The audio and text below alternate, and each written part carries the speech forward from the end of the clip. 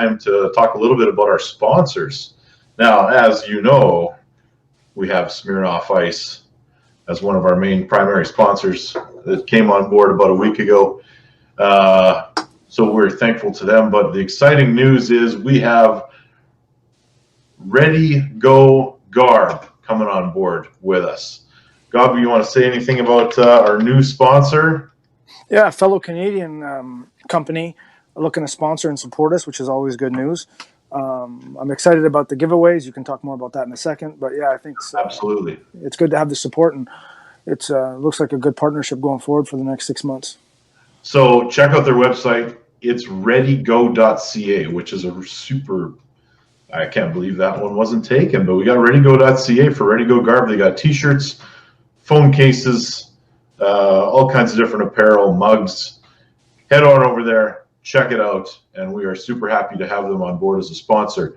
Now, they haven't just provided support for the show, and that's the end of their sponsorship, but what they're offering us additionally to that for our viewers is a $40 prize once per month in the form of a store credit at readygo.ca. That the winner, whoever we decide gets that store credit, gets to go spend that money at readygo.ca. So, Gaby, what are we going to do? We're going to do the most interesting question that comes in via email. I would go with the most thought-provoking question, most interesting question of the month.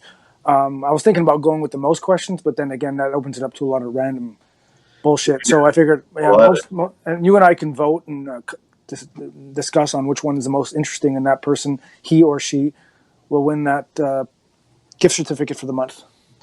So interestingly enough, our first episode was, well, for the month of September, we started September 2nd. Now, we weren't sponsored by this company at this time, so what we'll do is it is now going to be the 9th when you guys see this. We can still run it for 4 weeks, so we'll determine a winner on the 30th. So get your questions in, canadiangangsters@gmail.com.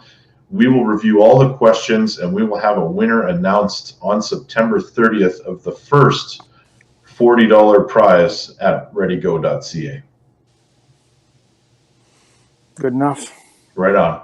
So without further ado, ladies and gentlemen, coming up, Mr. Monster Michael Todd.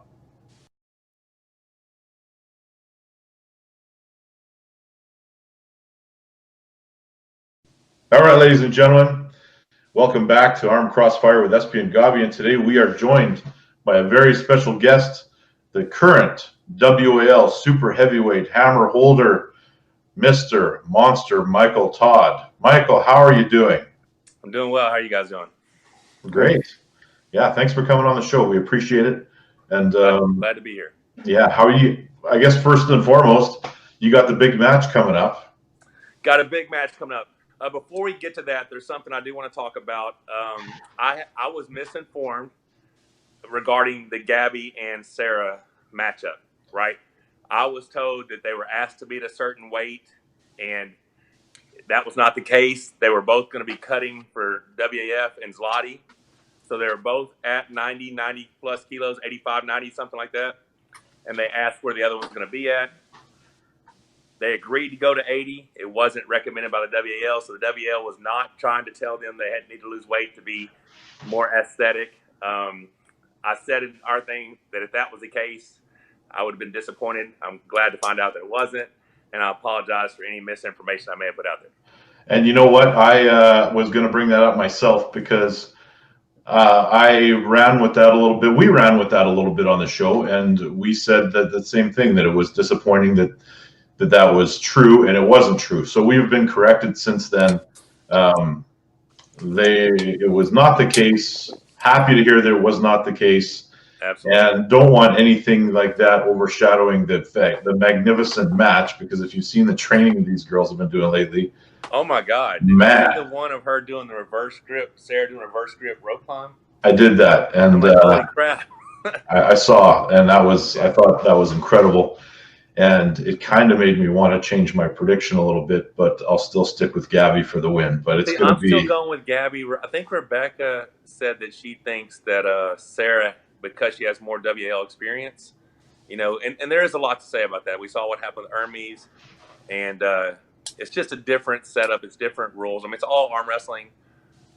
But Gaby was my pick, and is I still think is the favorite. But I've always said Sarah, once she puts her mind to something, she's a bad girl. It's going to be one of the best matches on the card. They're all magnificent, but that match, as far as women's marquee matches go, how do you make a better one than that? Like that's pretty incredible. Absolutely. And okay, so we have a lot of people who are fans of arm wrestling that are only fans of WAL because they've been introduced to it through the WAL. So they don't know the backstory. They don't know.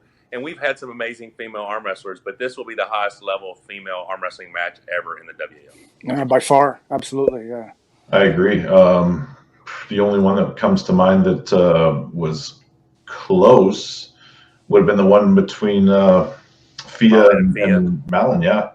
Which was awesome too. But and see, that didn't affect. See, the WAL didn't affect Malin at all. No, it didn't. Insanely impressive. So it's hard to use that as a potential factor, because these girls are professionals. I mean, they've been around the sport for a very long time, and you just adapt. You adapt to whatever rules that you're arm wrestling under. You know, whatever the league governs the rules to be. That's how you compete. You know, so yeah. And I don't like it when someone it is what it is. When someone makes a prediction that someone's going to win or not based on not being used to the rules, they have the same opportunity to do their homework and get used to that rule set ahead of time. So I think that it should not be the determining factor in that matchup. With Hermes, he wasn't ready for that rule set. Absolutely, he was not ready for that setup. And the fact that there was a language barrier. You know, I don't think he understood as well, you know. And that is one of the things that concerns me more with Wagner, is because there is a language barrier there. Like, I'm not sure how good his English is. You would know better than I would. You spent more time with him. He doesn't speak very, very, very much English. I mean, he speaks Portuguese, but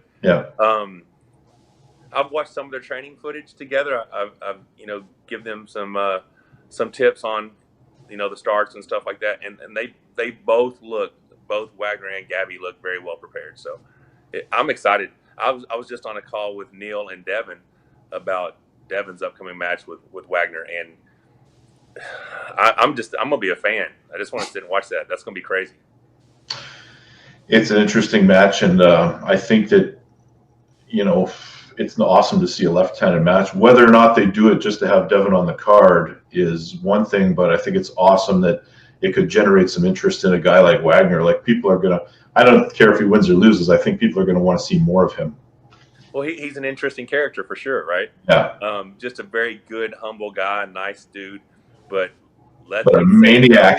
That guy's crazy. You know what I'm saying? Like, I was telling them, I wasn't even strapped to him, and I think he was still jerking my arm all over the table for his celebration. I was like, you just gotta let that shit ride out, It's like, all right, buddy, good dog. Just hold on. He's crazy, but yeah, he's a good dude. All right, so let's talk about your match. You got Jerry. I do have Jerry. The revenge match.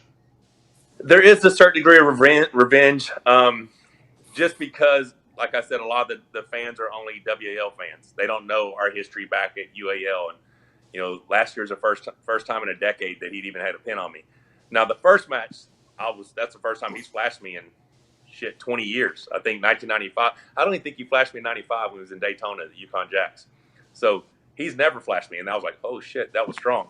But yeah, so I'm really, really strong right now.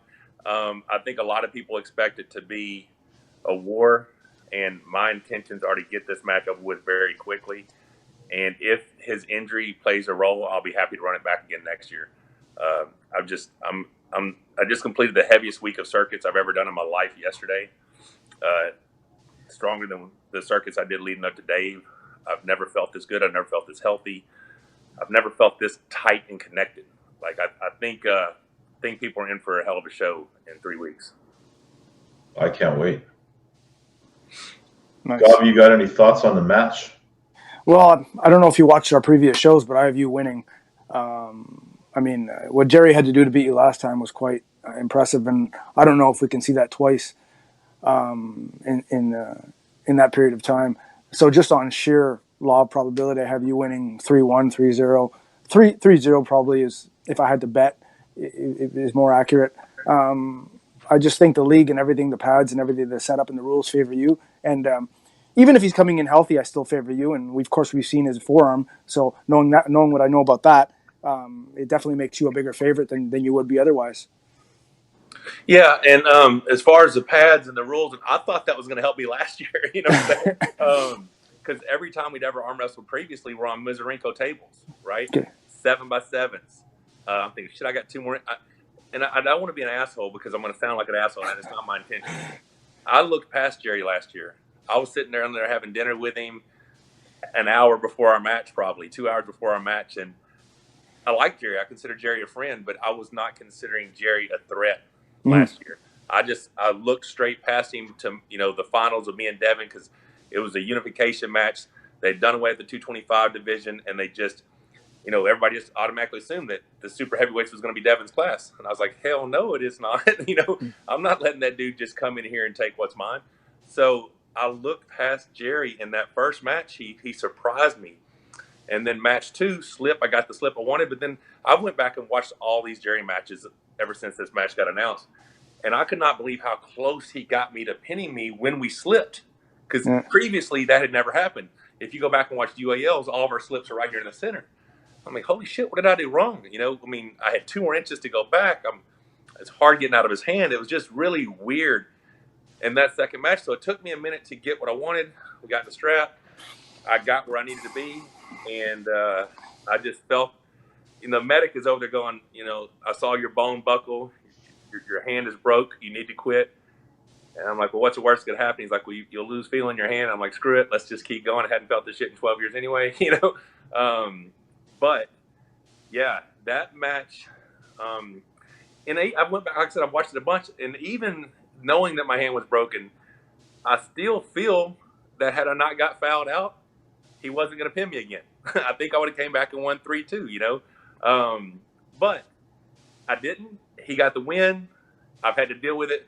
There's 2 million fucking views on YouTube of me losing a 7-minute match, which has never happened in my career. And I want to set that right. But it is unfortunate that Jerry's hurt. And I don't know how hurt he is. I tore my pec and so I tore my pec, and that was pretty jacked up. I pulled Zloty, had no side pressure, finished like 6th. It's horrible. But I had torn my lat 12 days before. Rebecca's actually putting out a video today that she asked me to send those pictures to her. And I went back and looked at that lat tear, and that lat tear was bad. It was black and blue like crazy. But I felt like I was better, in a couple of weeks on the lat. The pec was an issue. Lat, I felt like it was better. So it's 6 weeks from the occurrence of the injury, 41 days, to our match. So if it's a similar tear as what I had in my lat, I wouldn't see why he wouldn't be 100% recovered, But I don't know, man. All I know is I wish he was 100% because I'm going to be 100%. And when they say go, it will be the hardest hit I've ever done on anybody in my career. Mm-hmm. So if his arm holds together, I hope it does. I don't want to hurt him, but I do want to flash him. I don't want to get stuck in a long match. I do believe I could win a King's Move versus bent wrist flop match. I had everything I needed to win last year. I just wasn't able to transition. I do believe that I could win in that route. Yeah. But I have a different angle that I plan on taking, and I plan on being very, very impressive. What was amazing about that match is stylistically, theoretically, you should have won. And the longer the match goes, stylistically, you should have an advantage. I didn't look at that as you making tactical mistakes or you not wanting it enough. I saw that match with Jerry as Jerry just fucking dug like we've never seen him dug. Like he fucking just went to a different level of pain threshold that it was just beautiful to see, which is also why I don't believe we'll see it again, because I don't think you can easily replicate or duplicate stuff like that. It was fucking amazing. That could have very well been a once-in-a-lifetime performance on his behalf. That's what I think it is, yeah. So there's a different, you can take it 2 different ways. Last year was not a title match. Last year's appearance fee and win bonus were just the normal appearance fee and win bonus. Yeah. There's a much larger appearance fee and win bonus for the Hammer in the finals. There's a lot more at stake I feel now for me than there was then. Not saying that he didn't do an amazing job, and he did an amazing. And I tried as hard as I could. I mean, he got everything I had that day. But I've said this in a couple of interviews. I refuse to be the guy that was the champion when WL was on its rise, and not be the champion when it goes mainstream. And I believe we're on the verge of WL going mainstream. And I feel if I was to lose this match, it would be detrimental to the future of my career. So I feel, in my opinion, I have too much riding on this. I've worked too hard, and I refuse to allow anyone to take what's mine. Okay. Here's a question for you. With you putting your own money up, who's a bigger foe for you, Jerry or Devon? With your own money on the line. Okay, so I'm going to say something that most people aren't going to like either. I love it. I love it when people say that kind of thing. I don't think either one of them are close to me right now. That's fine. That's my opinion. Yeah. So I would happily put my money against either one of them. But to answer your question, if we were all at the same level, I think Devon is a harder task because he has more options. That's fair. I think Jerry's more powerful. Yeah. But I believe once you stop, because once I stop the match, barring an injury, I feel like it's a matter of time before I transition behind, right? And press. With Devon, he does not. Okay, so I don't say he has better endurance than Jerry, because look what Jerry did last year, right? I just think he has more leverage points, meaning he has different places where he's able to rest in a match.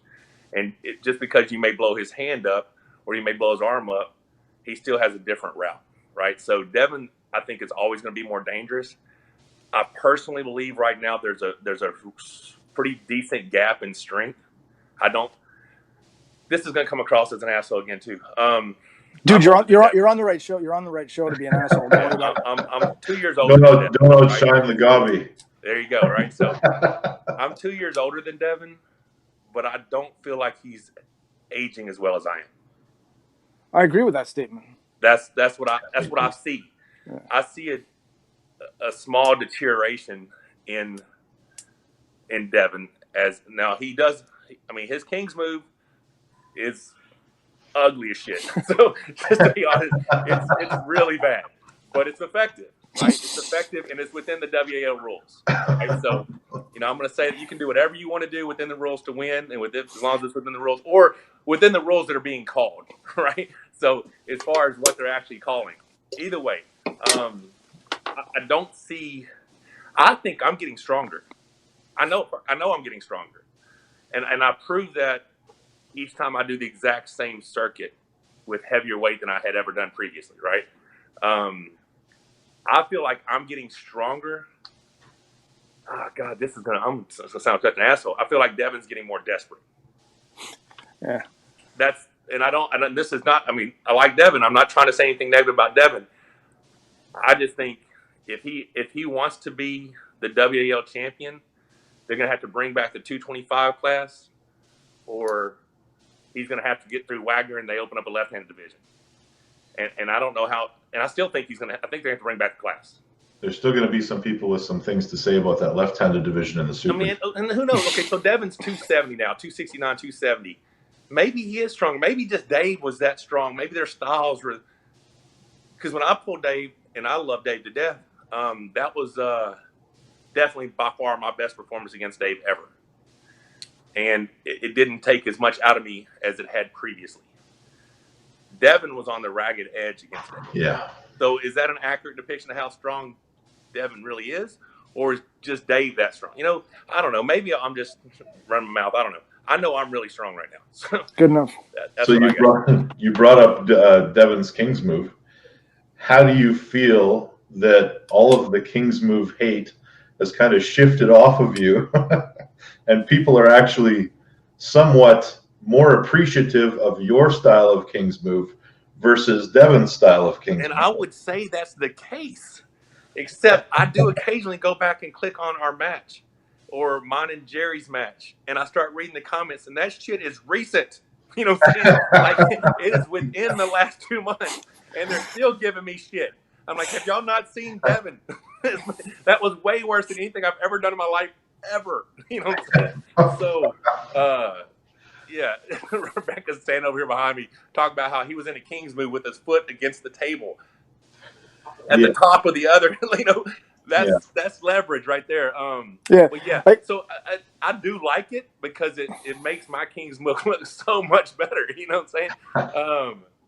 But at the same time, Devon is the most followed. He's the most known. He's the most marketable arm wrestler in the world. Whatever he's doing is great. Keep doing it. I want him to have 1 million followers by this time next season. So when I win, I get more exposure. You know what I'm saying? Just keep doing what you're doing, Devon. Keep making me look great.